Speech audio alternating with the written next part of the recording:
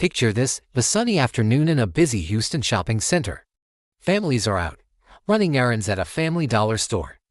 It seems like just another ordinary day. But in a matter of moments, that ordinary day is about to turn into the scene of one of the most audacious armored truck heists in Texas history. On December 6, 2012, a Gardaworld armored truck pulled up to the Family Dollar on West Mount Houston Road. It was a routine stop, something the guards had done countless times before. One guard, carrying bags of cash from the store, walked back towards the truck. The other guard waited inside. Everything was by the book. But lurking nearby was a team that had been meticulously planning this moment for weeks. As the guard approached the truck, a maroon Ford Explorer suddenly screeched to a halt, blocking the armored vehicle's path. Before anyone could react, three figures clad in black, their faces hidden by masks and hoodies, leaped out. They were armed, one brandishing a rifle, another a handgun. The scene exploded into chaos. They weren't there to negotiate, they were there for the money, and they were ready to use force to get it. The robbers moved with chilling efficiency. They immediately confronted the guard outside the truck, disarming him and forcing him to the ground. The guard inside the truck, seeing his partner in peril, made a split-second decision. Following protocol to protect the assets and his own life, he locked himself inside the truck's secure cabin, unable to intervene. The robbers now had control of the situation outside, but the real prize was still locked away. They turned their attention to the bags of cash the first guard had been carrying. They grabbed them, but that was just the beginning. The back of the armored truck was still open. Inside lay a fortune. In a flurry of motion, they began hauling out heavy bags of cash, destined for local ATMs. This wasn't a small-time smash and grab, they were emptying the vault. Witnesses, initially stunned, started to realize what was happening. People in the parking lot dove for cover. Store employees locked down and called 911.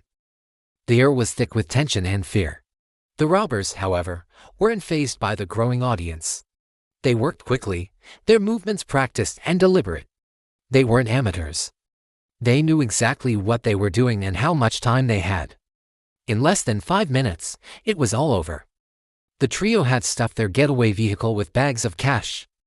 They jumped back into the Ford Explorer, slammed the doors, and sped away, leaving behind a scene of shock and disbelief.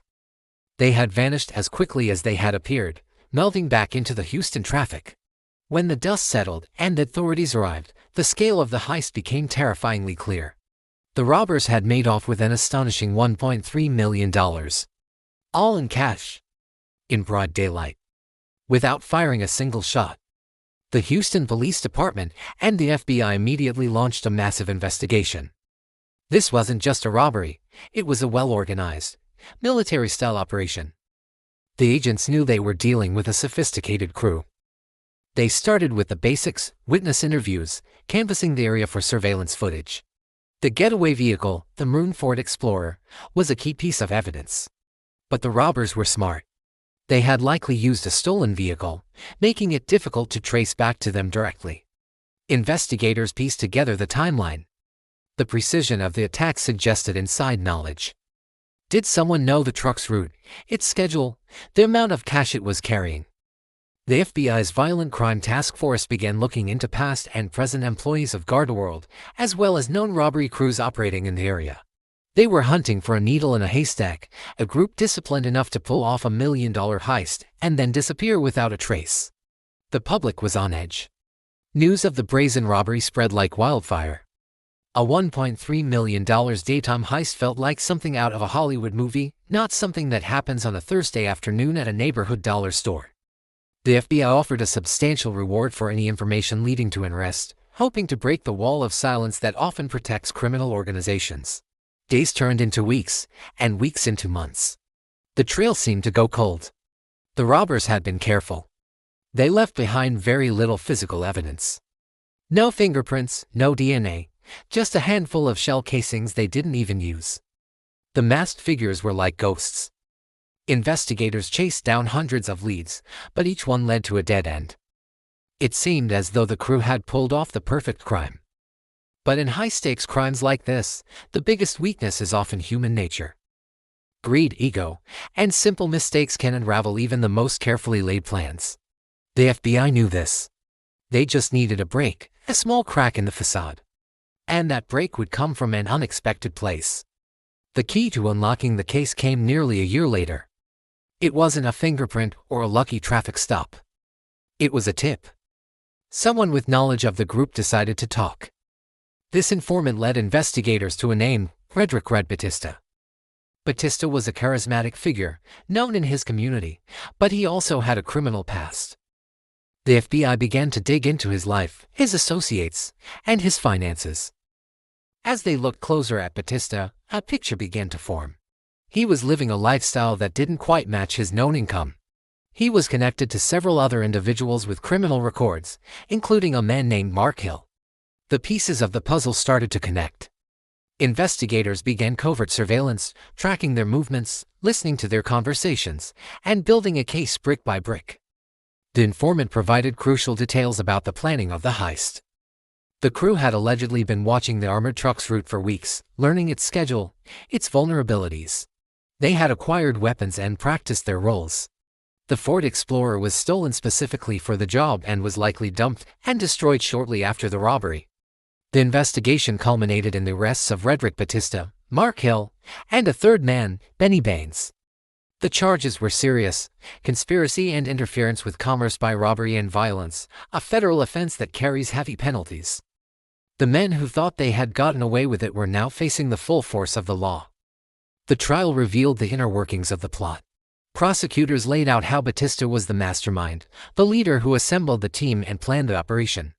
Hill and Baines were the muscle, the armed men who executed the plan on the ground. The informant's testimony was critical, providing an insider's view of the conspiracy from its inception to its execution. Despite the evidence stacked against them, the defense argued that the case was built on the word of an unreliable informant who was trying to save themselves. They tried to create doubt, to pick apart the prosecution's narrative. But the combination of the informant's detailed account, corroborating surveillance evidence, and financial records painted a compelling picture. In the end, the jury was convinced. Frederick Batista, the ringleader, was found guilty and sentenced to a staggering 50 years in federal prison. His accomplices, Mark Hill and Benny Baines, also received lengthy sentences for their roles in the violent takeover. The message from the court was clear: crimes this audacious will not be tolerated. But what about the money? The $1.3 million. That's one of the most intriguing parts of the story. To this day, the vast majority of the cash has never been recovered. The robbers likely spent it, laundered it, or stashed it so well that it remains hidden. It's a fortune that simply vanished. While the criminals were brought to justice, the fruits of their crime are still out there somewhere, a lost treasure from a bold and violent day. The 2012 Family Dollar armored truck heist remains a legendary case in the annals of crime. It's a story of meticulous planning, bold execution, and the slow, patient work of law enforcement.